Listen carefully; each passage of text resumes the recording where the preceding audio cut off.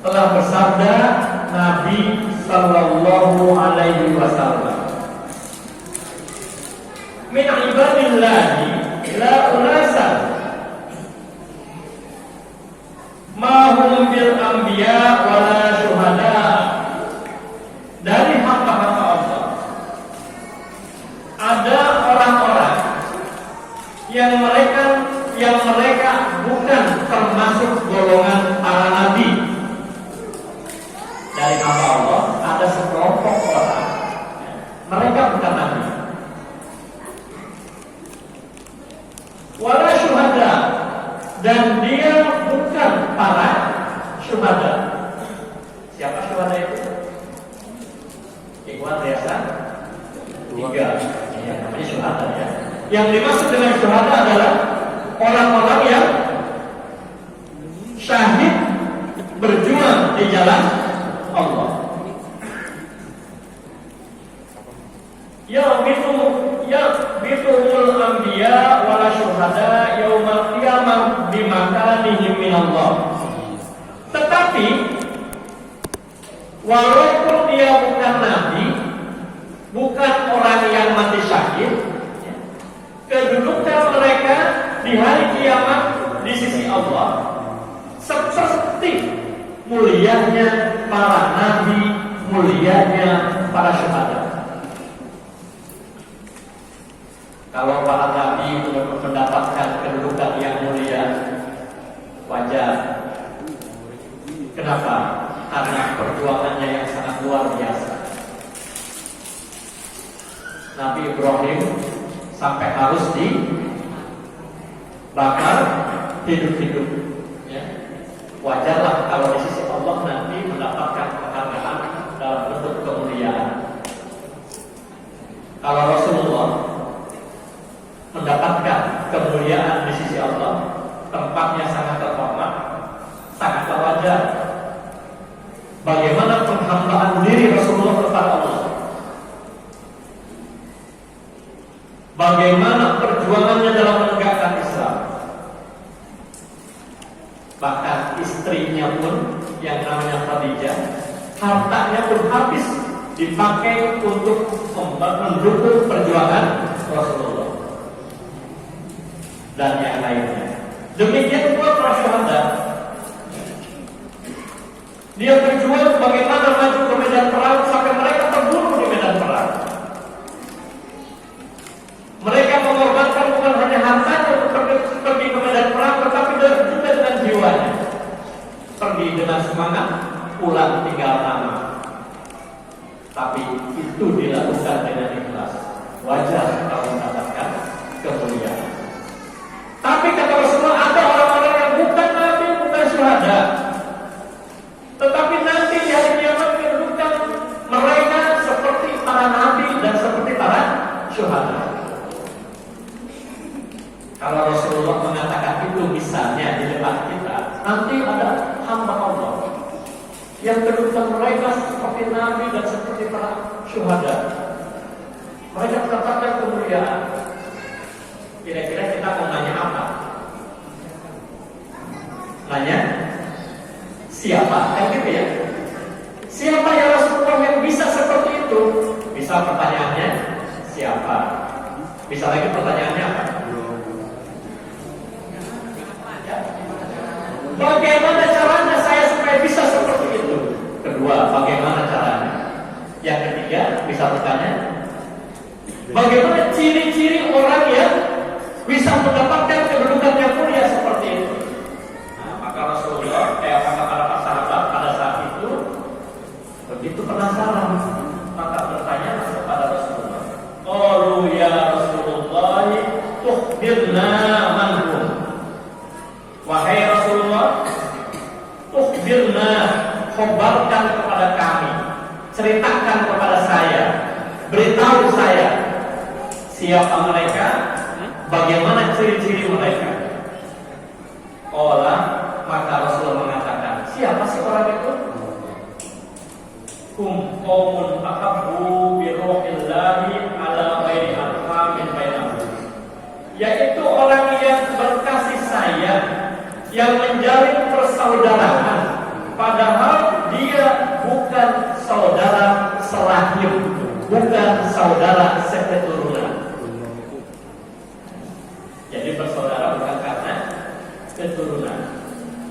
Haji Ruslani dari Brebes ya. Saya dari Sukabumi. Dulu juga nggak kenal. Asalnya dari tempat-tempat yang jauh. Pusat Timur lebih jauh lagi ke timur dari Bima.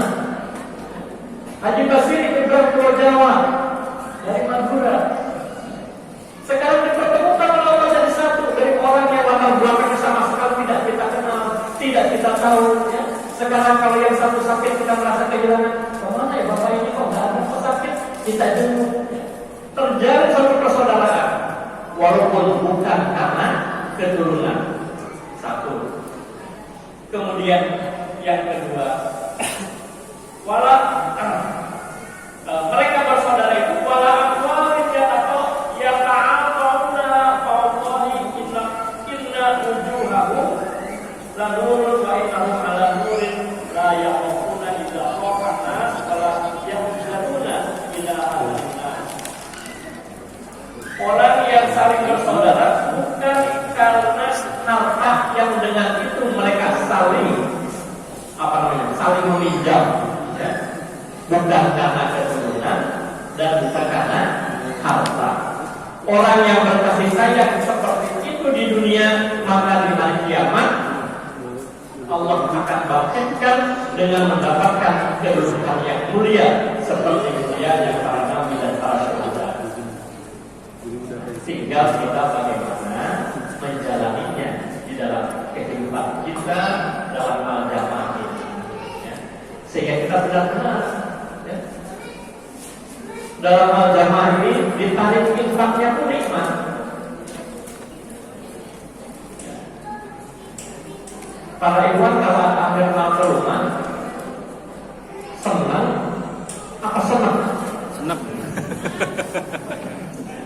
Ambil malam keliling ya, nah ke rumah tarik infak bulanan ya, zakat selada. Begitu ambil malam tuh, alhamdulillah, ya. Bahagia senang atau? Nah, ya. Mestinya mana? Mestinya dulu deh. Ya. Mestinya senang, mestinya ya.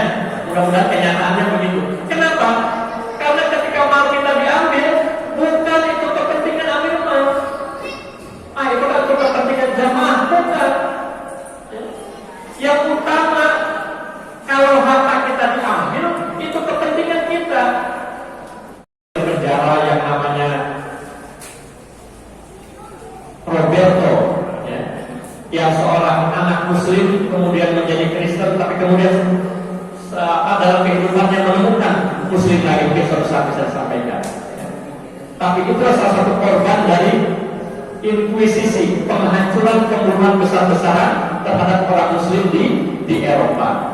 Makanya di sana itu diwajibkan orang Islam setelah kalah itu harus pakai topi yang lancip itu ya. Nah, kalau tahun baru biasanya suka orang-orang pakai topi lancip itu. Itu topi yang dipakaikan kepada orang Islam, diwajibkan. Kalau mau ke rumah orang Islam itu ditandai pakai topi itu. Dia akan selamat kalau pakai topi itu. Kalau nggak pakai topi akan dibunuh. Ya. Nah, banyak lagi.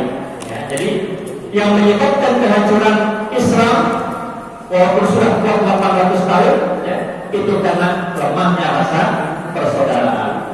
Itu yang saya sampaikan. Yang terakhir informasi. Yang pertama tadi saya minta kepada para ofis biasa 1 ada 2 ada 3 4 dan sampai 6 ya, untuk nanti mendata kalau ada putra putrinya yang lulus SMA tahun ini atau tahun sebelumnya ya, untuk kita berikan arahan tentang setai yang tadi sudah disampaikan oleh Sabrudin. Kalau bermasalah tentang biaya, saya sebetulnya mau kuliahin anak saya, tapi bermasalah di biaya, nanti kita bicarakan di niabah ya, tentu niabah bicara dengan pihak STAI. Kita bicarakan di niabah bagaimana mencarikan solusinya. Yang penting ada dulu anaknya yang mau disekolahkan di sana. Satu. Yang kedua, pembangunan masjid kita masih berlanjut, perlahan-lahan tapi tetap berjalan. Ya. Saat ini kita masih membutuhkan seperti yang saya sampaikan pada taklim sebelumnya, masih butuh 400 batang besi sekarang baru 25 batang besi. Silahkan nanti para ikhwan, nanti pas kami bermerot ya berlomba-lomba untuk memenuhi kebutuhan besi. Lalu yang terakhir, sebentar lagi kita akan memasuki apa? Idul Adha. Nah, sudah ada yang bertanya kemarin tentang bagaimana kurban, berapa kira-kira yang harus disiapkan. Para ikhwan dan akhwat sekalian, memang nominalnya saya belum bisa putuskan karena ini harus kita cek harga hewan kurban di lapangan. Tetapi paling tidak siapkanlah anggaran 3,5 juta untuk kurban tahun ini. Ya, naik turunnya nanti kita saya sampaikan dalam waktu yang akan datang. Jadi 3 hal ini tentang calon mahasiswa STAI, pembangunan masjid, dan yang terakhir kurban mohon untuk disiapkan. Itu saja para ikhwan sekalian yang dapat saya sampaikan. Mohon maaf atas segala kekurangan. Alhamdulillah kita pada hari ini bisa melaksanakan taklim ya sebagaimana biasanya, walaupun mungkin pandeminya belum selesai ya. Nah, tetapi kita insya Allah tidak terpengaruh oleh penyakit al-Wuhan. Kalau pandemi kan dari Wuhan ya, namanya penyakit al-Wuhan. Ya. Nah, ada penyakit yang menurut Nabi al-Wahan. Al-Wahan lebih bahaya daripada al-Wuhan ya. Itu saja, billahi taufiq wal hidayah. Wassalamualaikum warahmatullahi wabarakatuh.